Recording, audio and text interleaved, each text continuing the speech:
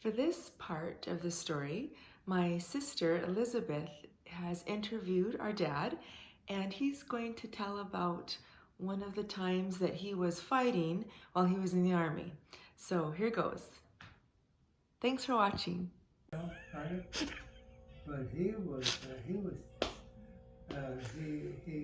but two great big guys, twice his size, over vacation, we had the pool room down there, for the soldiers, and he kicked two butts, boy, I'll tell you. But you weren't afraid of anybody else? I would not aggravate him.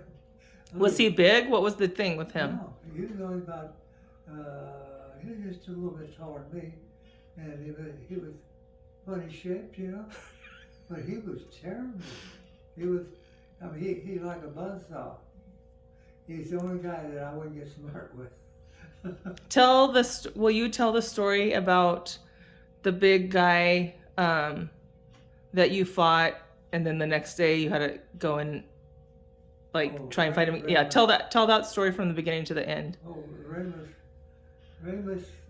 Ramus, yeah. He's heavy set. Mm-hmm. Big guy, tall. Yeah, big guy, yeah.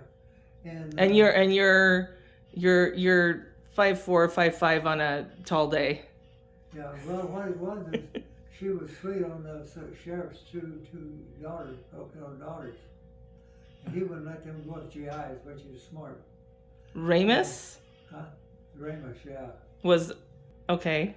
And so we were helping the Air Force unload some of the steel pipe for gas, and so the two girls, I talked to their dad all the time, and so when they started to walk by, they stopped and started talking with me, and when they passed us on their way, he said, you son of a bitch, you're trying to take my girls away from me. And I said, no, Ram, it's not. He said, oh yes, you are. And I him knocked him out of the truck, a big truck. And he got back on it. He didn't want to fight anymore. We got back to the base, because we went to help the Air Force unload the pipe. We got back to the base, and it was noon, and so he says, so I said, Raymond, why are you mad at me?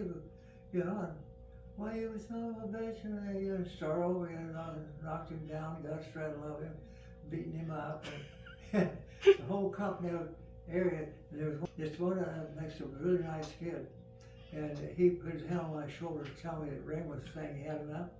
And you should have heard the roar of 250 men. And when he touched me, boy, I just heard this loud roar, and that's what it was. Like saying, don't touch him. And then the next morning... So hang on. So you beat Ramus up, you were on top of him, and you completely walloped this guy that was literally twice your size. Yeah. Okay, so what happened the next morning? Wait, no, you told him, after you beat him up, you said, I'm going to come back tomorrow morning, right? I told him we'll do it again. That's right. And so when next morning I got up and went over, and he had the blanket over his face, and we had these 8-man cots, How easy was it for you to get out of your cot? Not very easy. No, you said it was super hard because you had been in a fight. You said it took everything that you had to walk over there. Oh yeah. We had cots to sleep on, but canvas cot with wood holding it up, Right, but you were super sore. Oh yeah. Right? You had to kind of drag yourself out of bed, but you did it because you have this mental attitude. And I couldn't hardly walk. Right. I was sore. But you had promised him that you were going to go and beat him up again. Yeah, I offered him, I said, you want to do it again? He said, no. Right. Yeah. So you went to his bed.